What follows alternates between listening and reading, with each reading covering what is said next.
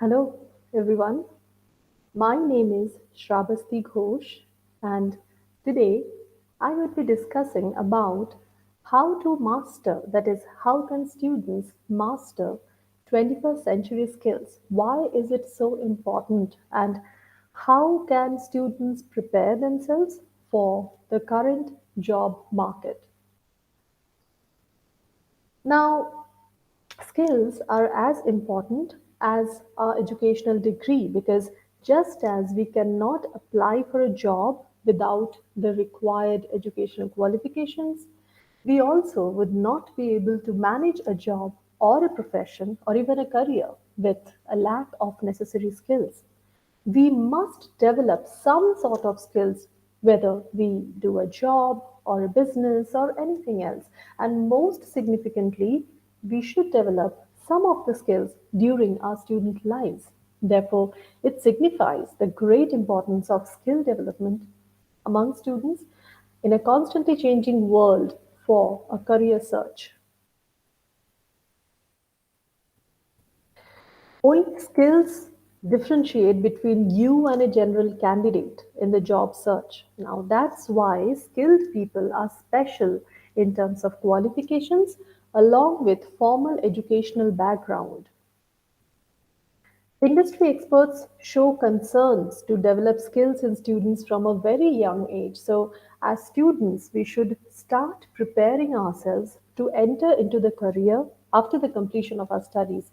In fact, a career is almost impossible without some specific skills, whether it is technical skills or hard skills, or whether they are soft skills or life skills. Now, skill development in students is essential in order to face the challenges of everyday life. There is a dramatic change in the world due to the unprecedented use of technology in the during the past few decades. Now, these transformations impact on all spheres of our lives, including education, economy, career, etc. And to cope up with the increasing pace and changes, students need to learn the necessary skills to make sure of their desired career. As students, we should be able to deal with the competition in the job market, and we know how severe, how fierce that is. Only those who have technical skills and soft skills will actually be able to stand out from the crowd. Technical skills in career, on the one hand, will generate high income, while soft skills provide greater career prospects. Certainly, you'll do some kind of work in the future for your survival. Now, it really does not matter what work or profession or job you choose as a career, but I would say skills are a fact for your work or for your career. Without skills, we are just like a newborn human baby in a career search who knows very little and hence can perform much lesser than other skilled candidates. Suppose you desire to become a manager or a finance or accounts executive, or perhaps you wish to work in any other administrative or managerial position. So you must have some practical skill in advanced Excel or other softwares and analytical systems that are used. Or even if I think that you would like to take up teaching as your profession, now to become a teacher, you must be skillful in teaching methods, isn't it? Or I do hope that some of you would go on to become entrepreneurs or a business person, and in both the cases, you must need pragmatic skills in that area. Otherwise, you would find it very difficult to succeed and achieve your targets. Now, in a constantly changing environment, having life skills is an essential part of being able to meet the challenges of everyday life. The dramatic changes in global economies over the past 5 years have been matched with the transformation in technology, and these are all impacting on education, the workplace, and even our home life or our personal lives.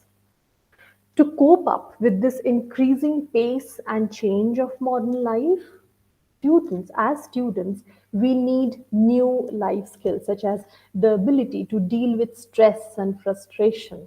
And today's students will have many new jobs in the course of their lives. You all are going to have loads of opportunities, but with that will come associated pressures and a need for flexibility.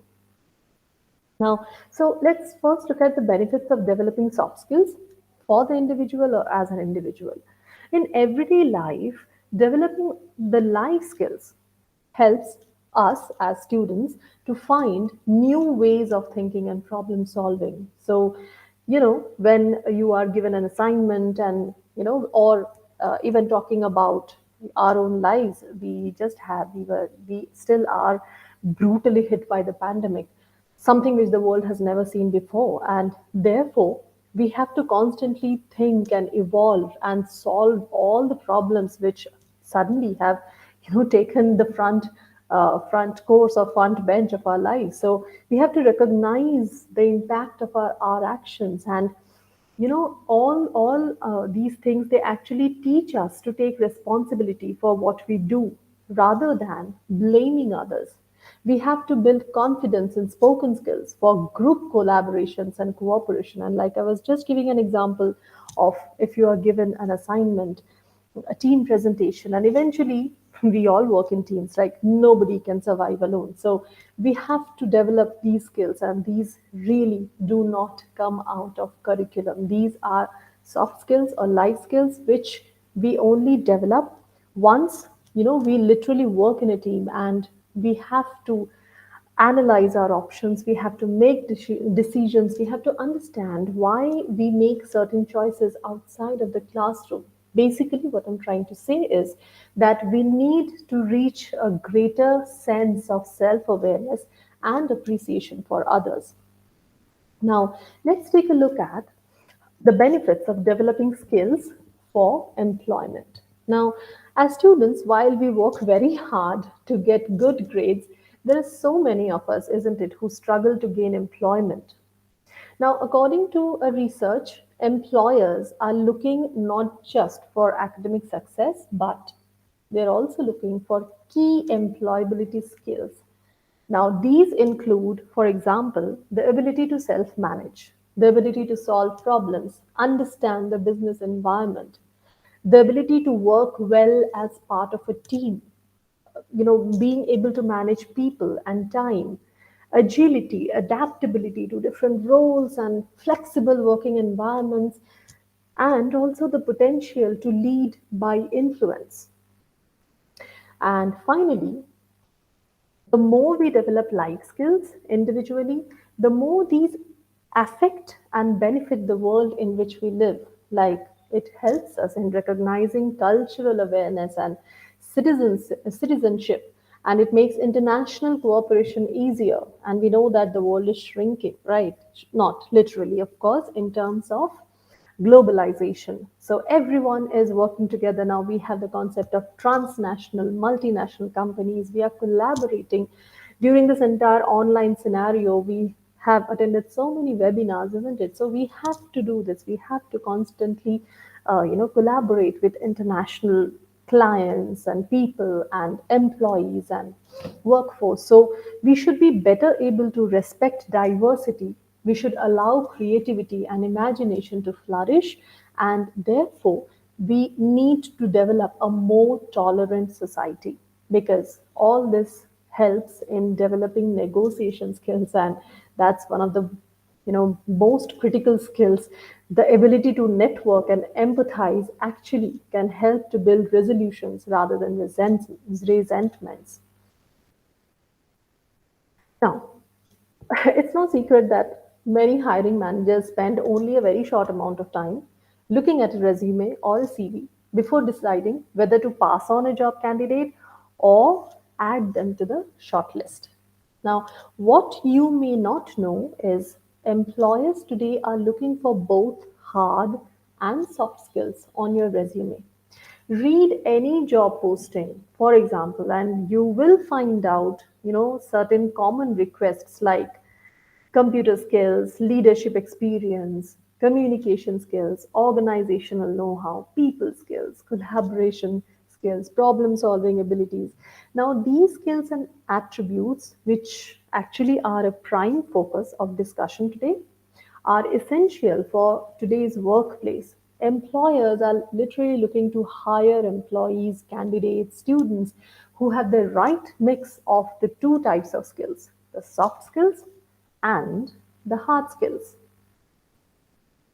Now, hard skills are the abilities specific to the job or the industry. Generally, these are more technical skills that we learn in schools, certification programs, high school, college, university, training materials, experience on the job. And hard skills might include proficiency in things like software, foreign languages. Of course, there is a difference between language and communication skills, and I would probably come to that in some other, session.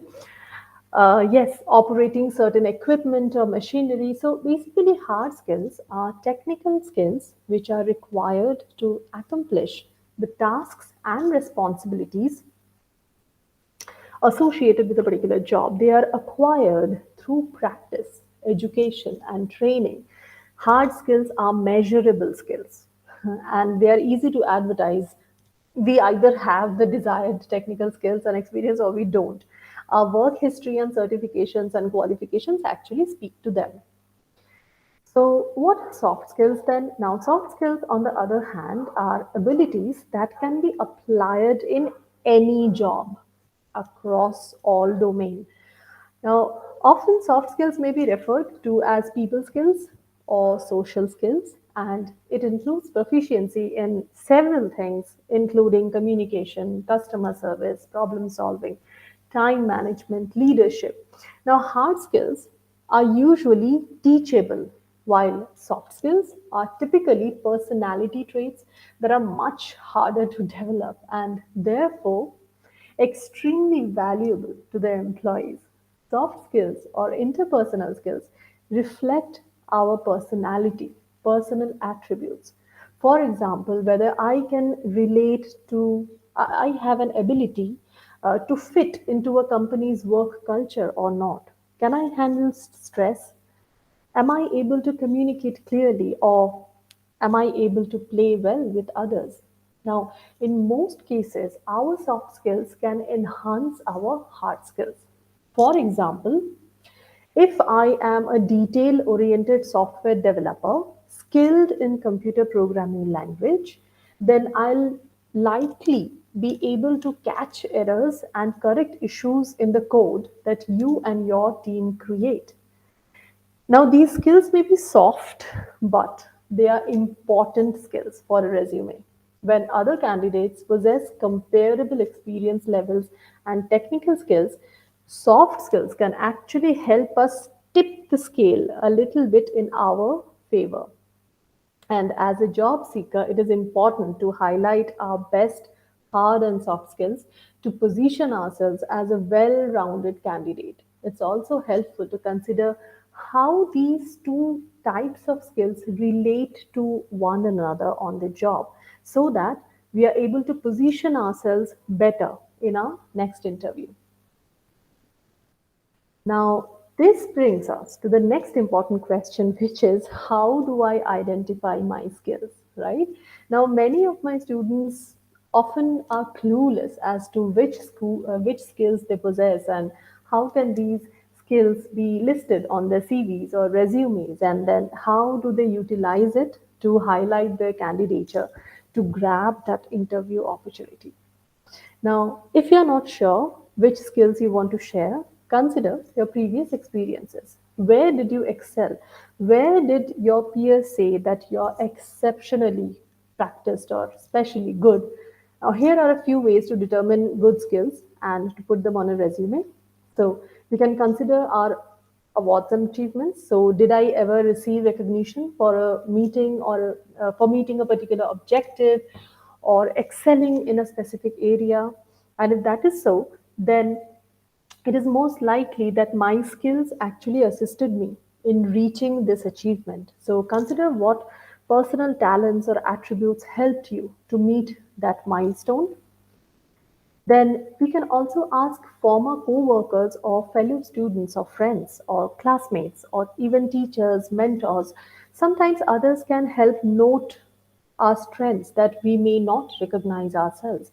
We can reach out, or we might reach out to a former manager or a former colleague, or even as a student, I could reach out to my teachers, my head of the department, people who have worked closely with me or who have observed me for some time, and of course, if so, this really works well, especially with freshers. If I am new to the professional world, then I don't have any colleagues earlier, ex-colleagues. So I would rather reach out to my classmates, my friends, my teachers, like I said, or even my head of the department.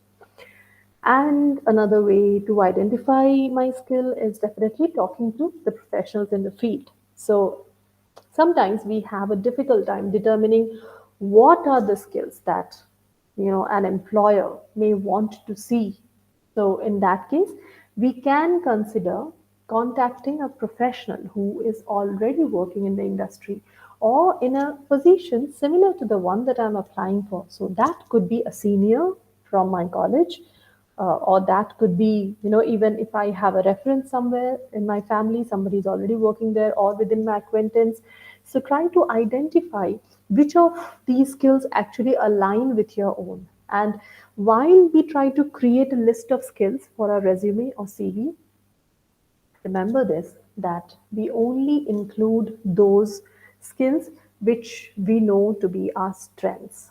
If there is something that I'm still learning, I need not include it in my resume. So, if the employer mentions a skill that I didn't include during the interview process, what we can do is we can discuss how we are working, during the interview, how we are working on it, and that we learn or improve for that particular role. So, definitely that opportunity is always there. So now, of course, we all know this, that the COVID economy has scrambled the job market. As recently as early March last year, unemployment comparatively was low, and the competition to hire skilled talent was red hot as companies expanded their teams. But the dynamic has shifted. If I'm a job hunter now, I am the one who is looking at some pretty fierce competition. So it's really tough out there. And if you're going to need, and for that, you're really going to need a carefully crafted CV or resume to help you land the position that you really want. And by carefully crafted, what I mean is a resume which is tailored for the specific role that you are applying for. Remember, every job is different, even jobs that share the same title. Your resume, particularly how you report your skills on your resume or your CV, can determine how far you're going to advance in the hiring process. And if a hiring panel does decide to offer you the job, your resume skills section can easily influence the salary figure that they settle on. So, the skills section of your CV or resume shows employers that you have the abilities required to succeed in that role. And often, employers pay special attention to the skills section to determine who should move on to the next step or next process, yes, next stage of the hiring process. So what I'm going to do next is I will be giving you a few tips and resume skill examples to help you craft the skills section of your resume.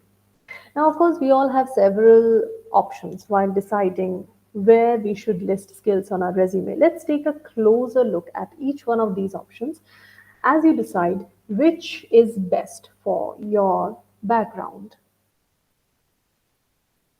Now let's look at a functional resume. Now, of course, resumes are of three types. We have functional resume, we have chronological resume, and we have something that is called a combination resume.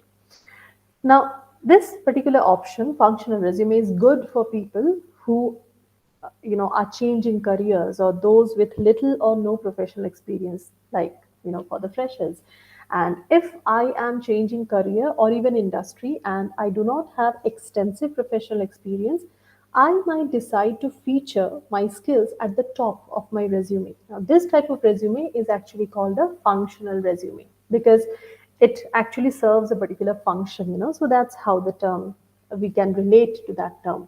Now, to include skills on a functional resume, we should create a skill section that lists our successes with key skills relevant to the position to which we are applying. Any professional experience that we have should go below the skills section. So here are three examples of how to list skills on a functional resume, like process streamlining. So say suppose I want to list this on my resume, then I can highlight certain words or certain sections by, of course, either underlining it, putting it in italics, or changing the font color the way I have done here. But of course, if it is in black and white, then we can explain, but it has to be a very brief explanation. However, it must give proper data. Remember, we have to communicate in terms of data. We have to, according to the seven C's of communication, we have to make our communication concrete, right? So concrete means I can't just vaguely say that I have contributed a lot to my organization. I should give them data. Okay, so this is one way, one example of that. Or let's say this is what I have worked on. I have, you know, so the skill would be complaint resolution, and I can write something like I have answered an average of 50 plus calls per day from unsatisfied customers related to delays in shipments and so on and so forth. Right. So, or yes, there's one more example on the screen. Now, these are literally, I have taken these from resumes, from physical resumes. So we can actually, list skills like this on a resume. Like I said, we have to also give some amount of data or an example. We can't just vaguely say that we have done these things. Now, yes, here are examples of functional resume. So we can have separate skill section here. Now this option is good, like for people who have some amount of experience and they clearly want to highlight some specific skills or qualifications that set them apart, right? So if you want to support your professional experience with skills that are required by or relevant to the employer, you could include a separate skill section that highlights keywords from the job description. If you have extensive professional experience, then your job history section should be highlighted as the first thing these employers see. So you can list additional skills in a separate skill section or near the bottom of your resume. So these are several ways of doing it. Okay. So yeah, let's move on. This is another example of a functional resume. As you can see, the skills are very clearly highlighted here.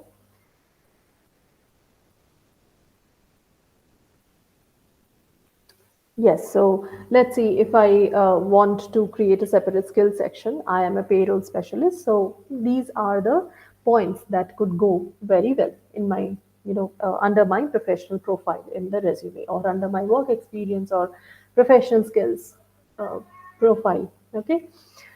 So of course it depends on the industry, right? It depends on my profile, it depends on the requirement of the job. So we can actually weave our skills into a professional experience section.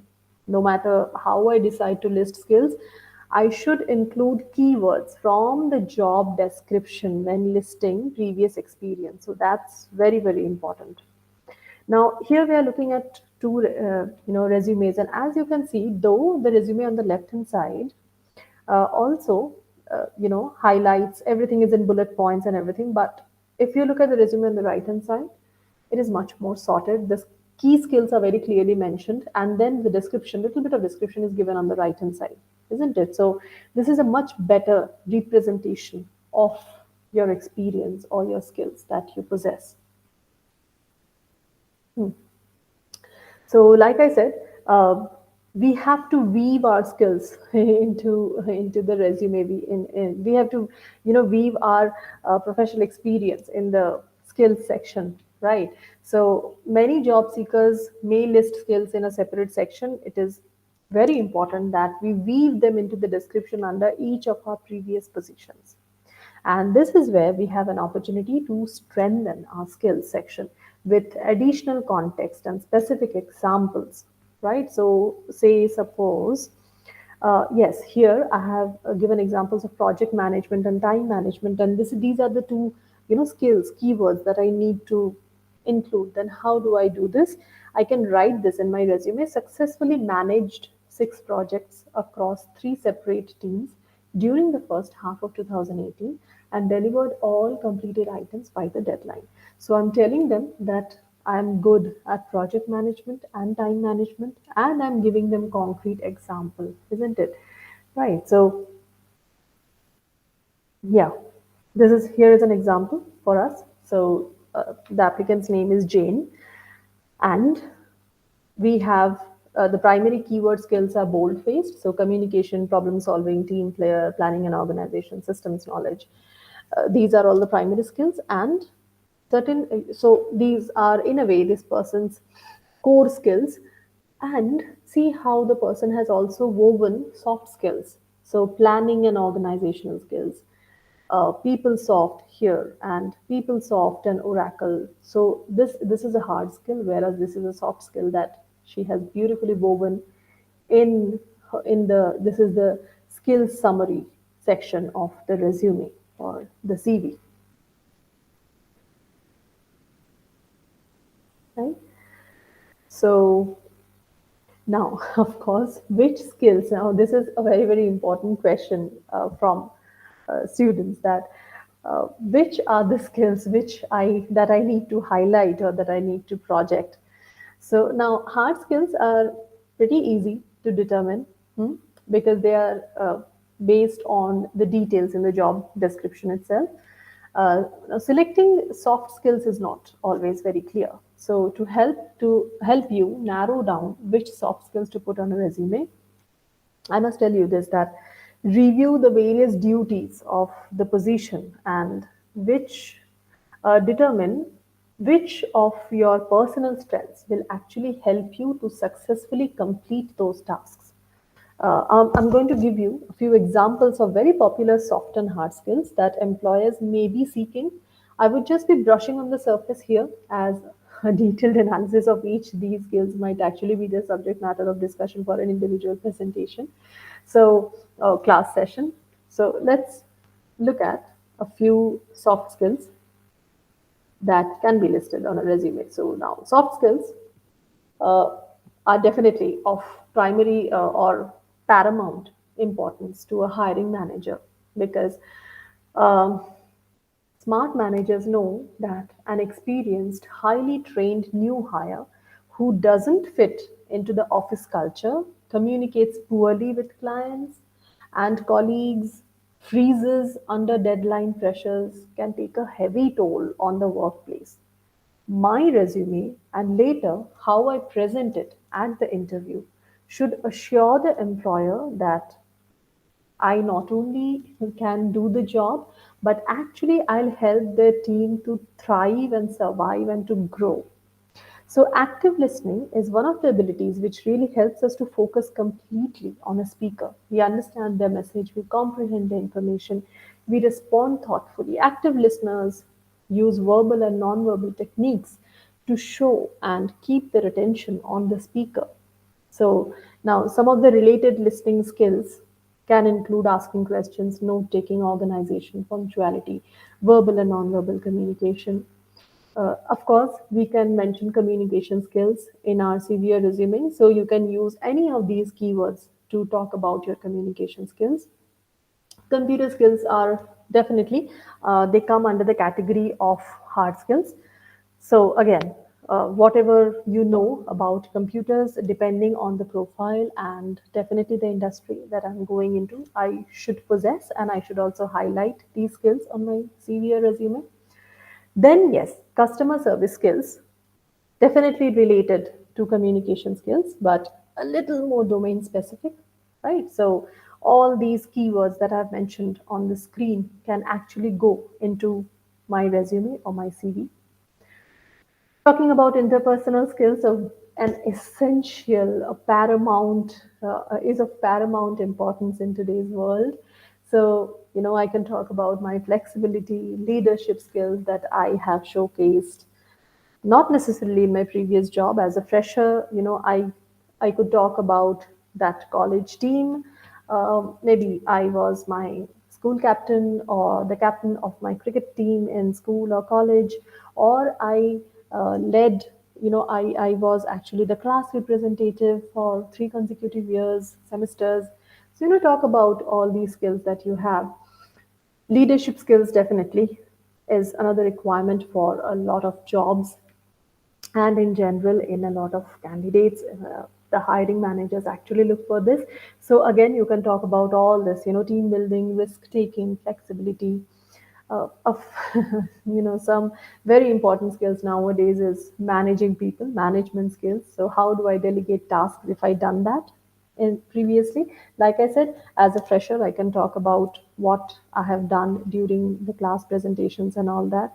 Okay, so we can talk about all these skills. We can list them on our resumes and CV, and I'm just giving you a list so that it becomes, you can take down this list and it becomes easier for you to figure out, what are these skills that I'm actually talking about, I have been talking about for so long.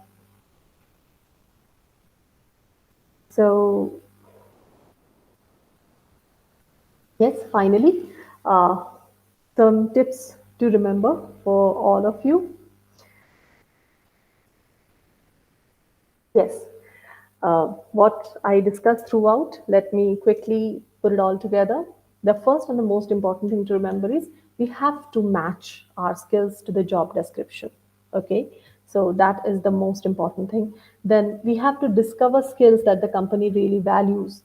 Look at their website, search through their projects and what they have been doing. The About Us tab, tells us a lot of information about what the company has been doing, right? Review the job description. Please do research about the organization of the company before you go for the interview. Don't just, wake up and just hit the, reception there. So know about the company or the organization where you're going for the interview. So, and now, very important things to remember: do not ever exaggerate or lie about your skills or anything else. Bluffs will easily be caught in an interview. Do not leave out the numbers. Like I said, make your communication concrete. Give them data, give them figures, okay, and they know that this candidate is not lying. Don't misuse words, okay. Be very careful about what you talk and how you present it. And of course, very important, don't forget to proofread your resume or your CV. uh, if you want, take the help of your teacher, or a fresh eye, ask somebody else actually to look at your resume, because sometimes what happens is we don't really figure out the problem in our resume, but somebody else actually can. So it's very important uh, to correct all the typos or any kind of mistakes there. Well, to wrap it all up, the very important question which I'm frequently bombarded with: is there a perfect job? Unfortunately, the answer is no. It still remains no to this day. No job is perfect. Every job demands more from us. It asks us to stretch our limits. It wants us to step out of our comfort zones and challenges us to outperform our previous achievements. But yes, instead of searching for the perfect job for ourselves, I strongly suggest that we rather perfect ourselves and our abilities and our skills so that we can become the perfect candidate for the job that we are doing or the career that we wish to build for ourselves, right? So that's it about, from my end regarding this particular session. I hope you had a lot of takeaways from this session. And if you have any questions, of course, I'm looking forward to it, and I'm also looking forward to an opportunity to discuss more about, uh, the next steps for this process. Thank you, everyone. Take care and stay safe.